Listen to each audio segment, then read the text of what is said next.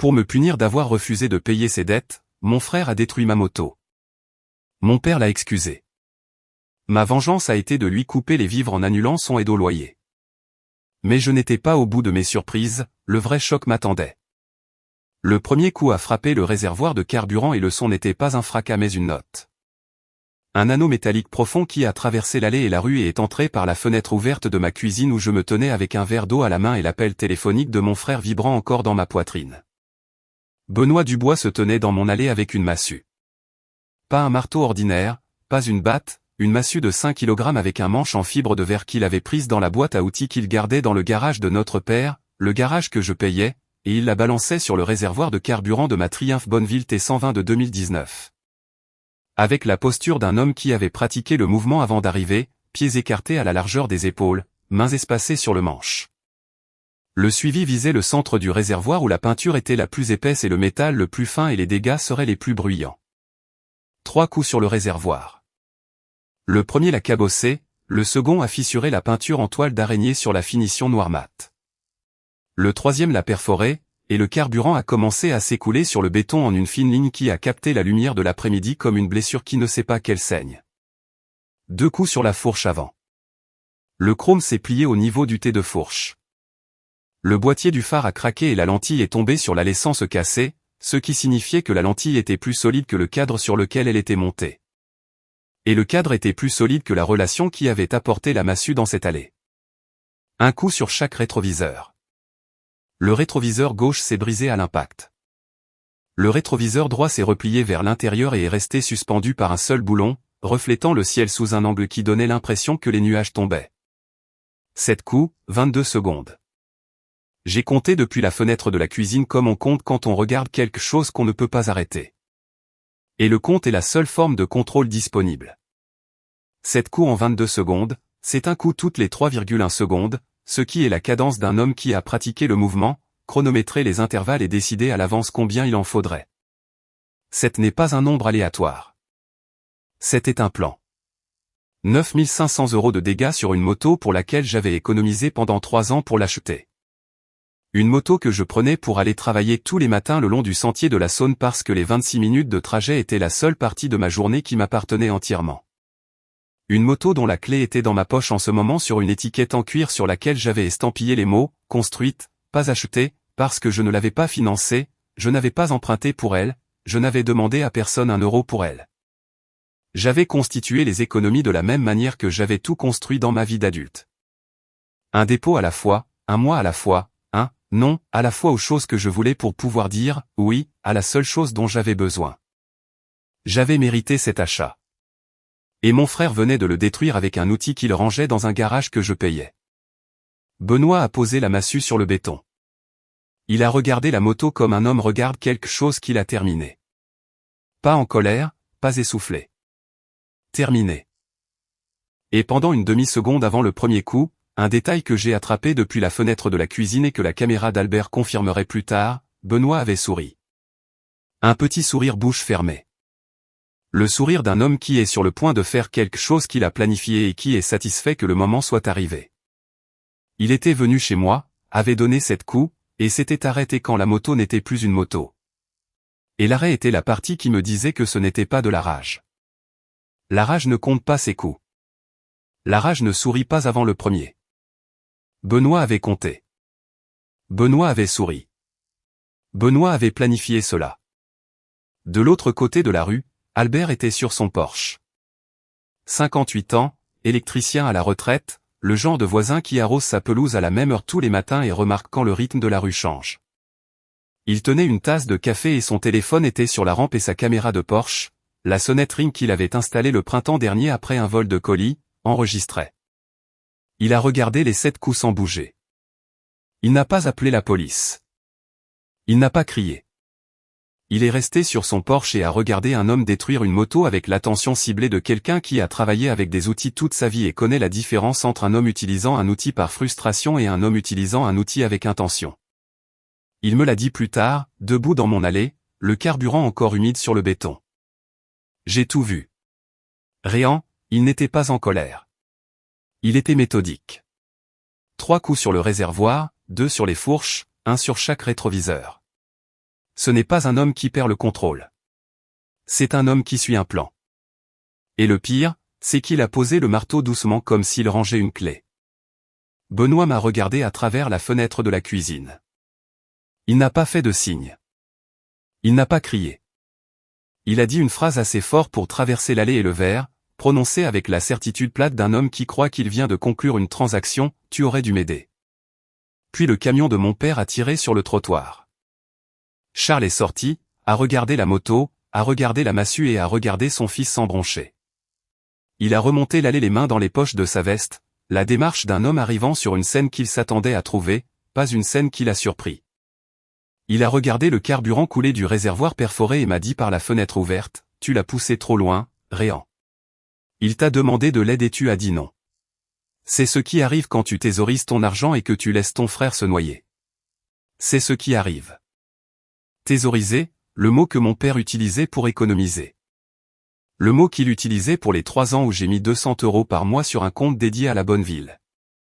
Les mêmes années où je payais également 850 € par mois pour le loyer de Benoît et 225 € par mois pour le garage de Charles. Et depuis 14 mois, 380 € par mois pour la dette de Benoît. Pendant ces années, j'avais dépensé 27 720 € pour mon frère et mon père et 7 200 € pour moi-même. Et les 7 200 € étaient de la thésaurisation. Et les 27 720 € étaient invisibles, et la moto était la preuve physique qu'une femme avait un jour dépensé de l'argent pour elle-même, et la preuve fuyait maintenant du carburant sur l'allée de la femme qui l'avait mérité. Je n'ai pas argumenté. Je n'ai pas crié. Je ne suis pas sorti. Je suis resté dans la cuisine et j'ai regardé la moto et le carburant sur le béton et la massue sur le sol et mon frère debout à côté de l'épave de quelque chose que j'avais construit avec 3 ans de salaires économisés. Et j'ai pris la clé de la moto sur le comptoir. Plaque de laiton en cuir. Construite, pas achetée. La clé d'une machine qui n'existait plus. La clé qui était maintenant la chose la plus lourde dans ma main parce qu'elle n'ouvrait rien et signifiait tout. J'ai mis la clé dans ma poche. Benoît et Charles sont partis dans le camion de Charles. La massue est partie avec eux. La moto est restée dans l'allée, fuyant du carburant sur le béton que j'avais scellé l'été dernier. Et la caméra de Porsche d'Albert a enregistré leur départ de la même manière qu'elle avait enregistré leur arrivée, complètement, silencieusement, et avec un horodatage qui importerait plus tard. Je m'appelle Réan Dubois. J'ai 33 ans. Je suis coordinatrice de la chaîne d'approvisionnement pour logistique Rhône-Alpes à Lyon, Rhône. Je gère les relations avec les fournisseurs, les plannings d'expédition et les contrats de partenariat pour une entreprise qui déplace 14 millions d'euros de fret par an. Mon salaire est de 84 000 € par an, ce que ma famille appelle du travail de bureau, comme si le bureau était une salle d'attente et le travail de l'attente. Benoît a 29 ans. Il travaille dans un entrepôt pour Distribution Harmonie, une entreprise partenaire qui reçoit 40% de son fret entrant via Logistique Rhône-Alpes. Benoît a obtenu ce poste parce que je l'ai recommandé. J'ai envoyé un email à mon directeur logistique qui a envoyé un email au responsable des opérations de Harmonie qui a interviewé Benoît par courtoisie professionnelle envers la coordinatrice dont le fret maintenait leur quai de chargement occupé 5 jours par semaine. Benoît y travaille depuis 2 ans. Son taux horaire est de 19,50 €. Son salaire brut mensuel est de 3 200 €. Il n'a jamais lié son emploi à ma recommandation parce que Benoît ne fait pas de lien. Benoît reçoit. Benoît ne retrace pas le câblage. Benoît doit 21 000 €. La dette est une combinaison d'un prêt automobile en défaut, de 2 cartes de crédit plafonnées et d'un prêt personnel d'une mutuelle de crédit qu'il a contracté pour couvrir les minimums des cartes de crédit. Ce qui est l'équivalent financier d'utiliser un extincteur pour éteindre un incendie puis de mettre l'extincteur en feu. Il y a 3 jours, Benoît m'a appelé et m'a demandé de payer les 21 000 €, pas d'aider, de payer. Il a dit, tu gagnes 84 000 € par an. J'en gagne 38 000. Tu peux couvrir ça.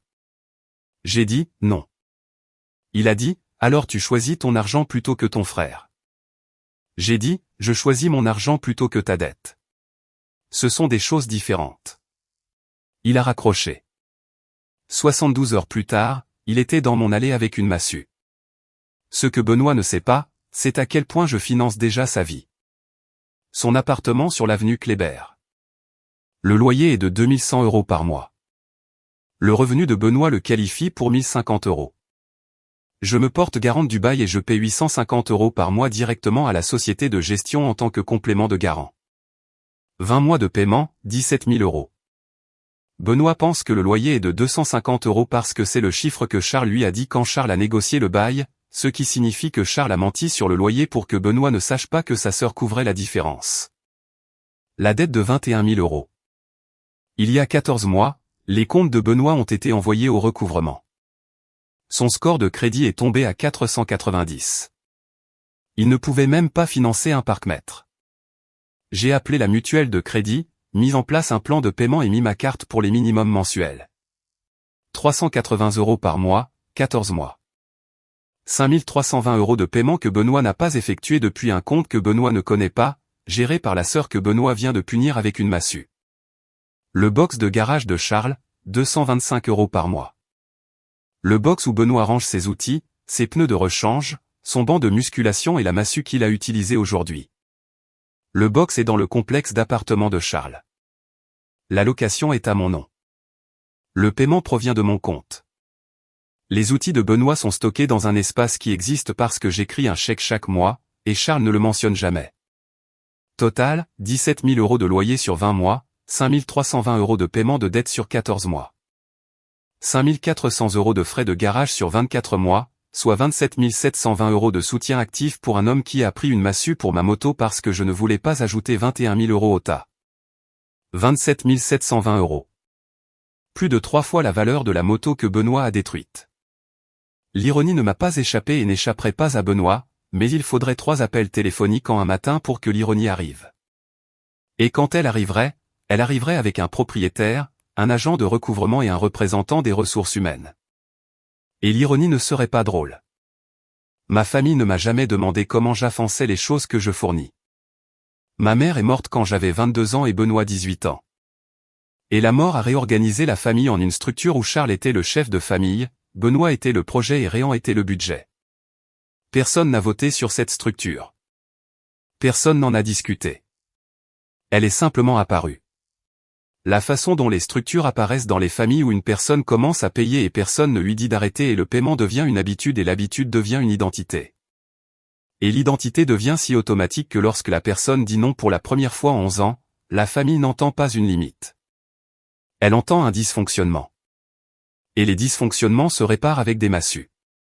Ce soir-là, j'étais assise à ma table de cuisine avec la clé de la moto et mon ordinateur portable et la fenêtre ouverte pour pouvoir sentir l'essence sécher sur l'allée. L'odeur était âpre et chimique et fausse. L'odeur de l'essence quand elle n'est pas à l'intérieur d'un moteur pour faire son travail, mais sur du béton à ne rien faire, fuyant d'un réservoir qu'un frère a cassé parce qu'une sœur a dit non. La clé était sur la table à côté de l'ordinateur portable. Plaque de laiton en cuir. Construite, pas achetée. 3 mots que j'avais estampillés sur le cuir avec un kit de poinçons de lettres le jour où j'avais ramené la bonne ville à la maison il y a 3 ans. Parce que la moto représentait 3 ans d'économie, et les économies représentaient 3 ans de dire non aux choses que je voulais pour pouvoir dire oui à la seule chose dont j'avais besoin. La moto était la première chose de ma vie d'adulte que j'avais achetée sans le nom de personne d'autre sur le reçu. Et maintenant c'était un tas de métal cabossé dans mon allée et le reçu était dans mon classeur et l'écart entre les deux était de 7 coups de massue. J'ai passé 3 appels téléphoniques. Chacun a pris moins de temps qu'un seul coup de marteau. Le premier appel était à la société de gestion d'appartements. J'ai demandé le retrait de mon nom en tant que garant et co-signataire du bail de Benoît Dubois à la propriété de l'avenue Kléber. La gérante a consulté le compte. Elle a confirmé ce que je savais déjà. Sans le complément de garant de 850 € par mois, le revenu indépendant du locataire ne répondait pas au seuil de qualification de 3 fois le loyer mensuel. 2100 € multiplié par 3 égale 6300 € requis. Revenu brut de Benoît, 3200 €. Le calcul ne fonctionnait pas sans mon nom, et le calcul n'avait jamais fonctionné sans mon nom. Et la seule raison pour laquelle Benoît avait vécu à Kléber pendant 20 mois était que le score de crédit de sa sœur et le compte bancaire de sa sœur avaient fait le calcul pour lui depuis le jour où il avait signé le bail avec un stylo qui aurait dû être le mien. La société de gestion notifierait le locataire dans les 24 heures. 60 jours pour trouver un garant qualifié ou quitter les lieux. Le deuxième appel était à ma mutuelle de crédit. J'ai annulé le prélèvement automatique du plan de paiement de la dette de Benoît. La représentante a confirmé que le prochain paiement prévu de 380 € ne serait pas traité. Le solde restant de 15 680 € serait signalé comme défaillant dans les 30 jours. Après cela, recouvrement méridien. Le score de crédit de Benoît, qui avait lentement augmenté de 490 à 540 grâce à la discipline du plan de paiement, retomberait en dessous de 5 cents. 14 mois de réparation effacée. 14 mois de paiement de 380 € de ma carte ramené à zéro. Le plan de paiement que j'avais construit pour Benoît était l'équivalent financier de la moto qu'il avait détruite pour moi. Quelque chose construit au fil du temps, maintenu avec discipline et démoli par une personne qui ne comprenait pas ce qu'il en coûtait de construire. Le troisième appel était à la ligne non urgente de la police nationale de Lyon. J'ai déposé un rapport pour destruction criminelle de propriété. J'ai décrit la moto, Triumph Bonneville T120 de 2019, noir mat, achetée 9 500 €. Valeur de remplacement actuelle d'environ 12 400 € en raison de l'appréciation du modèle. J'ai décrit les dégâts, 7 coups délibérés avec une massue de 5 kg, réservoir de carburant perforé, fourche avant tordue, rétroviseur gauche brisé, phare fissuré, rétroviseur droit tordu. J'ai décrit le témoin, Albert, voisin, image de la caméra de Porsche disponible montrant le visage du suspect, l'arme et l'approche. J'ai décrit le suspect, Benoît Dubois, 29 ans, frère du propriétaire, qui avait déclaré « Tu aurais dû m'aider » après la destruction. L'officier a attribué un numéro de dossier. Un détective ferait un suivi dans les 5 jours ouvrables. J'ai failli m'arrêter après les 3 appels. Le bail était annulé. Les paiements de la dette étaient morts. Le rapport de police était déposé. 3 appels en 40 minutes. Chacun plus court que le temps qu'il a fallu à Benoît pour donner 7 coups de massue. Mais les 225 € m'ont arrêté. Le box de garage. Le box où Benoît gardait la massue, le banc de musculation, les pneus de rechange, la boîte à douille et tout ce qu'il avait accumulé dans un espace de rangement qui existait parce que je le payais. Et Charles avait menti à ce sujet. L'outil qui a détruit ma moto était rangé dans une pièce que mon argent louait, et ce cercle devait se fermer. Je me suis connecté au portail de location de garage et j'ai soumis un avis d'annulation effectif à la fin du mois. Les affaires de Benoît auraient besoin d'une nouvelle adresse dans 30 jours, et l'adresse devrait être une adresse qui n'aurait pas mon nom sur la facture. J'ai failli appeler Benoît cette nuit-là. Le numéro était dans mon téléphone et l'accusation était prête et l'odeur de carburant venait toujours par la fenêtre et chaque phrase que j'avais était ciblée et prête. Mais la clé m'a arrêté. Plaque de laiton en cuir. Construite, pas achetée. La clé m'a rappelé que j'avais constitué les économies pour la moto de la même manière que j'avais construit la structure de soutien pour la vie de Benoît. Discrètement, constamment, sans demander de reconnaissance. La moto était détruite. La structure de soutien était sur le point de l'être. Et la femme qui tenait la clé n'avait pas besoin d'appeler son frère pour expliquer ce qui allait arriver parce que ce qui allait arriver s'expliquerait de lui-même. À 7 heures du matin, jeudi, le téléphone de Benoît a sonné. La propriétaire. Benoît mangeait des céréales dans la cuisine de l'appartement qu'il pensait coûter 1 250 € par mois. L'appel a duré 4 minutes. La voix de la gérante était professionnelle et finale. La voix d'une personne lisant un document qui a déjà été signé. Le garant du bail s'était retiré avec effet immédiat. Le revenu indépendant du locataire ne répondait pas au seuil de qualification. Requis 3 fois le loyer mensuel, soit 6 300 €. Revenu brut de Benoît, 3 200 €. La société de gestion lui donnait 60 jours pour fournir un nouveau garant qualifié ou quitter les lieux. La gérante a utilisé le mot « quitter » 2 fois et la deuxième fois cela ressemblait moins à un mot et plus à une porte qui se ferme. Benoît a posé ses céréales sur le comptoir. La cuillère est restée dans le bol. Il a regardé autour de l'appartement, le 2 pièces de l'avenue Kléber où il vivait depuis 20 mois, l'appartement avec les fenêtres orientées sud et le dressing et la place de parking qui venait avec le bail. Et pour la première fois depuis qu'il avait signé le contrat de location, il a compris que le bail avait un deuxième nom dessus, et le deuxième nom avait payé 850 € par mois, et le deuxième nom était la femme dont la moto fuyait du carburant dans une allée à 6 km de là. 7h35 du matin. Le téléphone de Benoît a sonné de nouveau. Le message automatisé de la mutuelle de crédit d'abord, puis une représentante. Le plan de paiement mensuel de son compte de dette consolidée, qui était traité le 15 de chaque mois depuis 14 mois, avait été annulé par le payeur autorisé. Aucun paiement n'était prévu pour ce mois-ci. Le solde restant de 15 680 € était classé comme défaillant. Si aucun paiement n'était reçu dans les 30 jours, le compte serait transféré à Recouvrement Méridien pour action de recouvrement. La représentante a demandé si Benoît souhaitait établir une nouvelle méthode de paiement. Benoît a demandé quel serait le minimum mensuel à sa charge. La représentante a dit 415 € à son score de crédit actuel. Le salaire net de Benoît après le loyer était de 450 €. Le paiement lui laisserait 35 € pour le mois pour la nourriture, l'essence, pour tout. Benoît avait reçu des relevés pendant 14 mois montrant des paiements de 380 € effectués à temps. Il avait supposé que les paiements étaient automatiques depuis son propre compte courant. Il n'avait jamais regardé la source de la transaction parce que Benoît ne regarde pas les sources.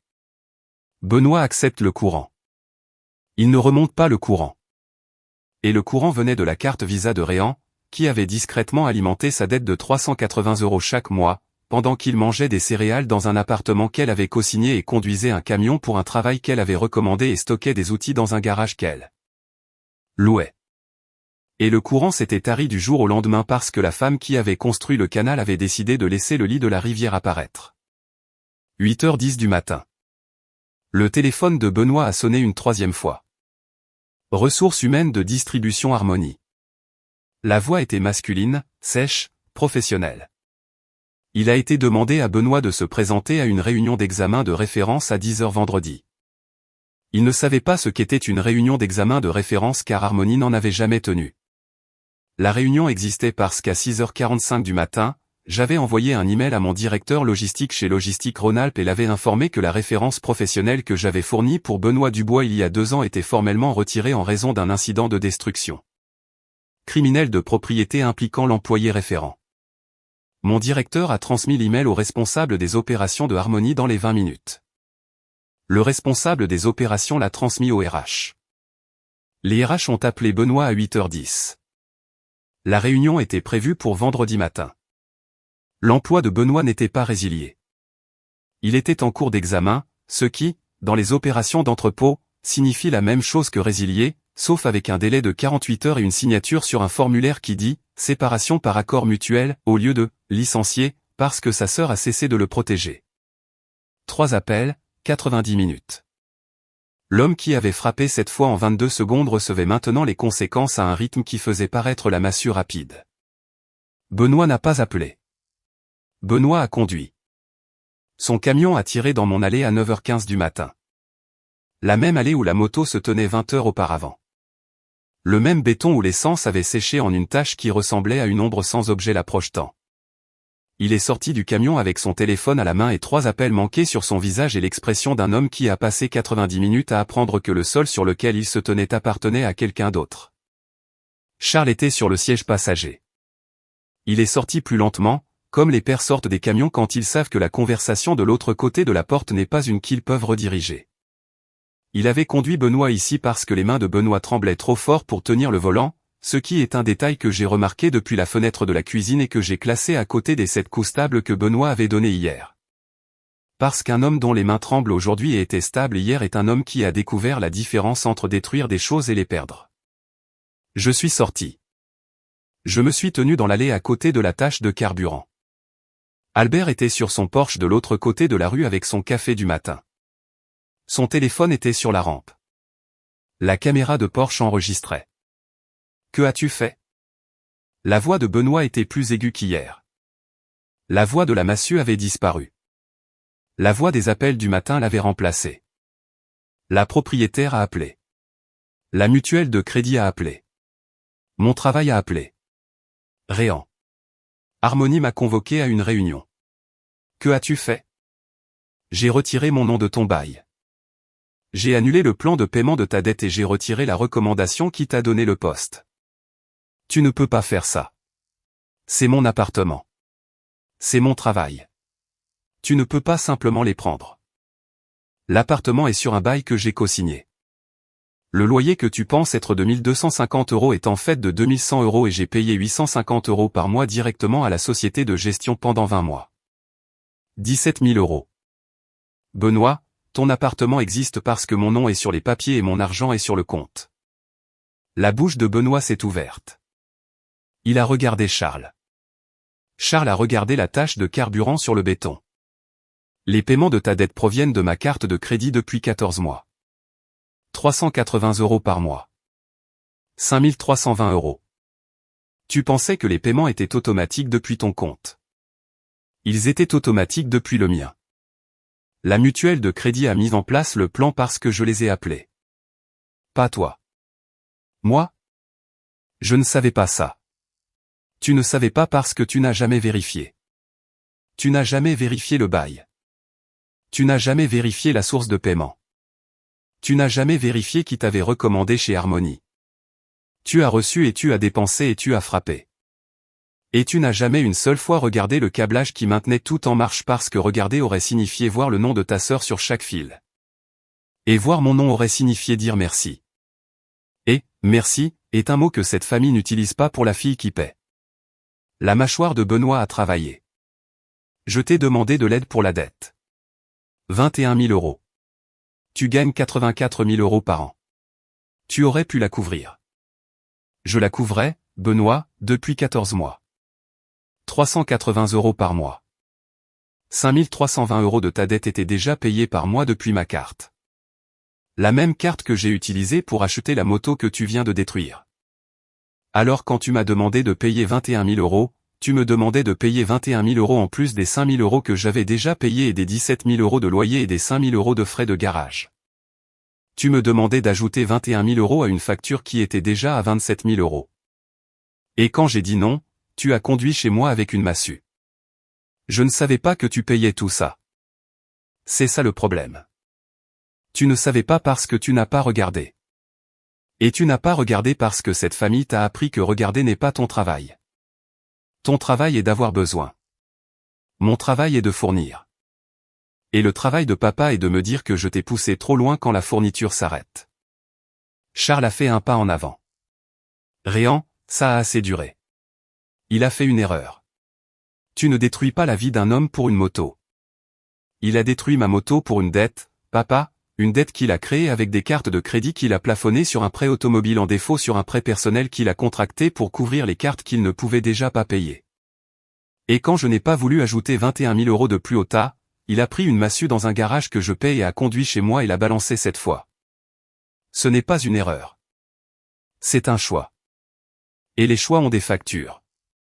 C'est ton frère. La famille ne dépose pas de plainte à la police contre la famille. La famille ne balance pas non plus de massue sur la famille. Mais nous sommes là, debout sur la tâche de carburant. Je me suis tourné vers Benoît et le travail.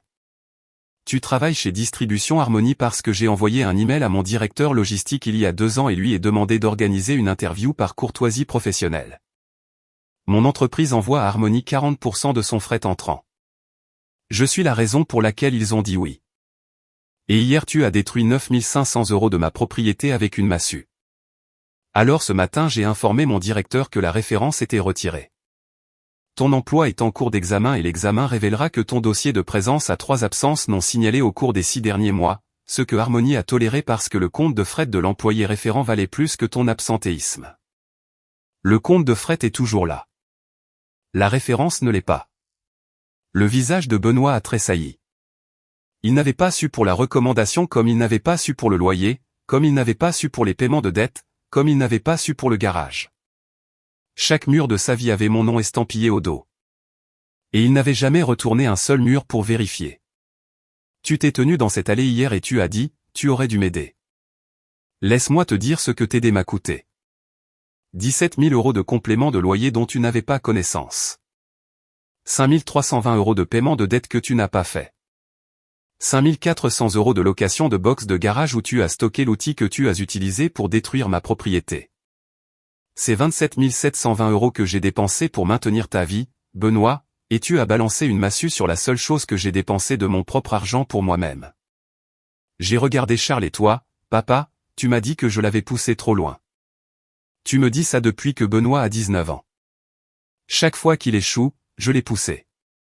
Chaque fois qu'il casse quelque chose, j'aurais dû le rattraper. Le box de garage où il range ses outils et son banc de musculation est de 225 € par mois que je paie parce que tu m'as dit que le complexe l'offrait gratuitement. Le complexe n'offre rien gratuitement, papa. J'ai vérifié. J'ai vérifié depuis hier parce qu'hier m'a appris que la seule chose que cette famille donne gratuitement est le blâme. Et la seule chose qu'elle facture est l'aide. La mâchoire de Charles s'est serrée. Ses mains sont allées plus profondément dans les poches de sa veste, la posture d'un homme à qui on explique l'architecture des finances de sa famille par la personne qui les a construites. Et découvrant que le bâtiment dans lequel il vivait avait un nom sur les fondations et que le nom n'était pas le sien. Tu as frappé cette fois. J'ai passé 3 appels téléphoniques. La moto est assurée pour 12 400 €, ce qui est plus que ce que je l'ai payé parce que la Bonneville a pris de la valeur tandis que le score de crédit de Benoît a déprécié. Ton bail n'est pas assuré. Ton travail n'est pas assuré. Ton plan de dette n'est pas assuré. Fais le calcul, Benoît. Benoît se tenait dans l'allée à côté de la tache de carburant. Ses clés étaient dans sa main. Son camion tournait derrière lui. Et l'allée qui avait tenu une moto hier contenait maintenant la conversation qui mettrait fin à chaque paiement invisible que sa sœur avait fait pendant les 3 dernières années. C'est le dernier complément de loyer, le dernier paiement de dette, le dernier box de garage, la dernière référence, le dernier co-signature, le dernier euro de mon compte vers ta vie. La moto était, construite, pas achetée. Ta structure de soutien était la même. Et la personne qui l'a construite a juste arrêté de construire. J'ai reculé vers la maison. Albert a levé sa tasse de café de l'autre côté de la rue. Pas un toast, un signe de reconnaissance. J'ai failli entrer et fermer la porte. La confrontation était terminée. Les mots étaient dits. L'allée avait tenu sa deuxième conversation difficile en 2 jours. Mais la massue m'a arrêté. Pas la massue physique qui était dans le camion de Charles, mais l'image d'elle posée sur mon béton hier avec du carburant qui fuyait à côté, et la connaissance que l'outil avait été rangé dans un garage que je payais. Et la dette qui avait déclenché le coup était gérée par un plan de paiement que je finançais, et le travail que Benoît pourrait perdre était une recommandation que j'avais placée. Chaque arme qu'il avait utilisée contre moi avait mes empreintes sur le manche. Le box de garage était la dernière empreinte. J'avais déjà soumis l'annulation en ligne hier soir, mais Benoît avait besoin de l'entendre face à face. Une dernière chose, le box de garage où tu gardes tes outils, 225 € par mois. Mon compte, mon paiement annulé. Tes outils doivent être sortis d'ici la fin du mois, y compris la massue. Benoît a regardé Charles. Charles a regardé le sol. Le sol où se trouvait la tache de carburant. Le sol qui portait la rayure du marteau. Le sol qui était la seule chose dans cette allée qui n'avait pas été payée par la femme debout à 1 mètre de lui. Ils sont montés dans le camion et sont partis. Albert les a regardés partir. La caméra de Porsche a enregistré le départ comme elle a tout enregistré avec un horodatage et aucune opinion. Les retombées étaient institutionnelles et financières et elles se sont déroulées à la vitesse des formalités administratives. Le rapport de police a été traité vendredi. Un détective a contacté Benoît à l'appartement de l'avenue Kléber et lui a posé des questions sur la moto. Benoît a dit que les dégâts étaient accidentels. Le détective lui a montré une image fixe de la caméra de Porsche d'Albert. Benoît debout avec la massue levée au-dessus de sa tête, le visage visible, la moto visible, et l'expression sur son visage n'était pas l'expression d'un homme ayant un accident. C'était l'expression d'un homme qui visait. Le détective a informé Benoît que la destruction criminelle de propriété excédant 500 € en France était un délit passible de poursuite pénale, punissable d'une peine pouvant aller jusqu'à 120 jours de prison et une amende de 750 €, et que le propriétaire avait déposé une plainte pénale. Benoît a demandé si sa sœur envisagerait de les retirer. Le détective lui a dit que c'était entre Benoît et le procureur. Ensuite, la réunion de distribution Harmonie a eu lieu vendredi à 10 h. Benoît a été mis en congé administratif en attendant l'examen de la référence. Son superviseur lui a dit que le congé était payé pendant 2 semaines, après quoi son poste serait pourvu. 2 semaines de fiche de paie, puis rien. Le dernier jour de revenu garanti de Benoît était dans 14 jours, et l'appartement exigeait 60 jours de loyer qu'il ne pouvait pas payer, et la dette exigeait 30 jours de minimum qu'il ne pouvait pas couvrir, et le garage exigeait que ses outils soient déplacés vers un endroit qu'il n'avait pas. La demande d'indemnisation a été traitée en 8 jours ouvrables. Assurance cycliste du centre a évalué la Triumph Bonneville T120 de 2019 à une valeur de remplacement de 12 400 €, reflétant l'appréciation du modèle et l'état avant les dégâts vérifiés par les dossiers d'entretien. Le chèque a été envoyé à Réan-du-Bois. La femme dont le frère a détruit une moto à 9 500 € a reçu 12 400 €, ce qui signifiait que la massue avait produit un bénéfice de 2 900 € pour la personne visée, et une accusation pénale pour la personne qui l'avait balancé. Les outils de Benoît ont été retirés du box de garage le 28e jour de l'avis de 30 jours. Charles l'a aidé à les charger dans la benne du camion, le banc de musculation et la boîte à douille et les pneus de rechange et la massue à manche en fibre de verre qui avait tout commencé. Les outils s'assit dans la benne du camion sous une bâche parce que l'appartement de Benoît n'avait pas de place pour un banc de musculation et que l'appartement de Charles n'avait plus de garage parce que le box de garage exigeait un paiement mensuel et le paiement exigeait une sœur et la sœur avait cessé d'écrire des chèques pour une famille qui balançait des marteaux sur la personne tenant le stylo. Benoît était assis dans son appartement vendredi soir avec le compte à rebours de l'expulsion à 46 jours et la lettre de recouvrement sur le comptoir de la cuisine et l'accord de séparation de harmonie non signé sur la table. L'appartement était silencieux comme les appartements sont silencieux quand la personne qui y vit vient d'apprendre que le silence coûte de l'argent et que l'argent venait de quelqu'un qu'elle n'avait pas remercié. Le canapé où il était assis était dans un salon dont il ne pouvait pas se permettre le loyer. Les lumières étaient allumées parce que la facture d'électricité était à jour. Mais la facture était à jour parce que le dépôt avait été payé par la même sœur qui avait payé le premier mois et le dernier mois et le dépôt de garantie et chaque frais invisible qui transforme un bail d'un bout de papier en un lieu de vie. L'appartement n'était pas le sien. Il n'avait jamais été le sien. C'était une pièce que sa sœur avait construite autour de lui. Et la pièce était rendue au propriétaire dans 46 jours.